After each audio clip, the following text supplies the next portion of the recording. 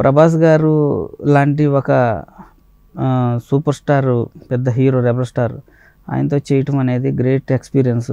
ఆయన గురించి చెప్పాలి, ఎలా ఉంటాడు ఆయన? ఒకటే మాట చెప్పగలను. ఫస్ట్ ఆఫ్ ఏంటంటే అటువంటి గొప్ప వ్యక్తుల గురించి నాలాంటి సాధారణమైన మనిషి గొప్ప అని చెబితే దానికి వాల్యూ ఉండదండి.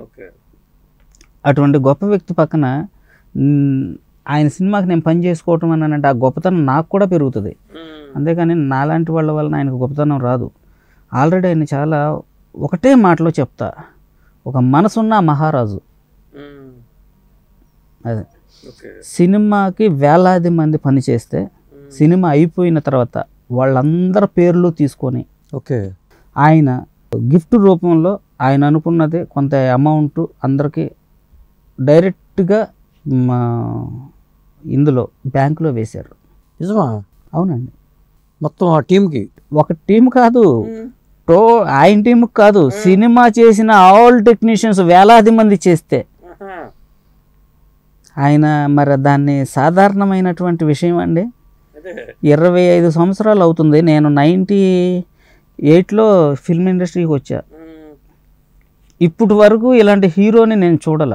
ఇంకోటి ఏంటంటే ఆయన భోజనం పెట్టే విషయంలో కూడా చాలా పెద్ద మనసుతో చేస్తారు అందరికీ అని అంటూ ఉంటారు. అది జగమెరిగిన సత్యం అండి. అది నిజంగా మహానుభావుడు ఆయన ప్రభాస్ గారు. అంతే కాకుండా సినిమా ప్రొడక్షన్ అనేది సినిమా ప్రొడ్యూసర్ పెడతారు. ఆయన ఏదన్నా మహా అయితే సినిమాకి సంబంధించి జనరల్గా ఏదైనా ఒక పార్టీ లాగా ఇస్తారు వర్కర్లందరికీ. ఆ రోజు చాలా గొప్పగా ఎన్నో రకాలతో పెడతారు. కాకపోతే సినిమాకి కూడా ఇక్కడ స్వప్న మేడం గారు అదే రేంజ్లో ప్రతిరోజు పెట్టారండి. అట్లాగా? అదండి గొప్ప విషయం. అది ప్రొడ్యూసర్ గారు ఇన్ని రకాల ఐటమ్స్, ఎన్ని రకాలు, ఏదన్నా ఒకటి తింటే అర్రే అది నేను టేస్ట్ చేయలేకపోయాను అని మిస్ అయిపోయామనే ఫీలింగ్ ఉండేది.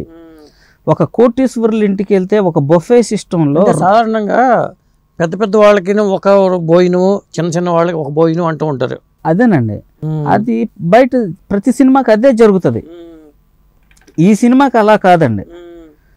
స్వప్న మేడం గారు ఎలా భోజనం పెట్టారు అన్నానంటే బొఫే సిస్టంలో ఒక పెద్ద కోటీశ్వరులు ఇంటికి వెళ్తే అక్కడ ఒక 20 రకాల ఐటమ్స్ బొఫే సిస్టంలో ఉంటే ఎవరికి నచ్చింది వాళ్ళే వేసుకొని తినొచ్చు.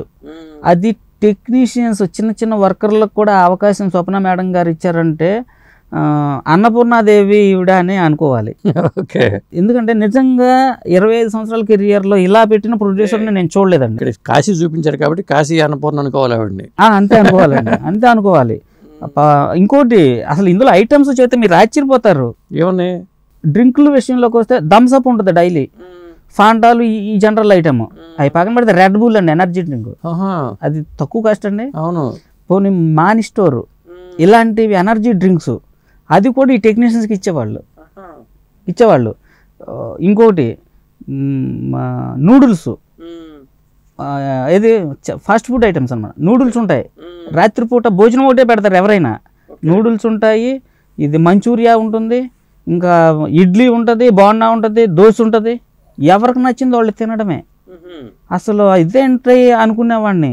పోనీ అన్నం ఏమన్నా పెడుతున్నారా మామూలుగా అంటే ప్రతిరోజు మటన్ బిర్యానీ లేదా చికెన్ బిర్యానీ, మళ్ళీ ఫ్రైడ్ రైస్లు, మళ్ళీ ఇంకా chicken 65, chicken curry, chicken fry, ఈ పక్కన పెడితే షవర్మాలు. షవర్మా లొకేషన్లో పెట్టించేవాళ్ళు రాత్రిపూట. షవర్మా ఎవరికైనా షవర్మా కావాలంటే వెళ్ళి తెచ్చుకోవడమే. మళ్ళీ కబాబులు. ఈ రకంగా పెట్టారు అని అంటే ప్రభాస్ గారు ఏ రకంగా భోజనం బాగా పెడతారంటగానే ఇది ఉందో, ఆయన ఇమేజ్కి ఎక్కడ కూడా ప్రభాస్ గారు సినిమా చేస్తున్నాము అని అంటే ప్రభాస్ గారు సినిమాకి వెళ్తేనే ఈ ఫుడ్ దొరుకుద్ది అనుకునేలాగా పెట్టారండి. అది మామూలుగా సాధారణంగా చెప్పే మాట కూడా కాదు.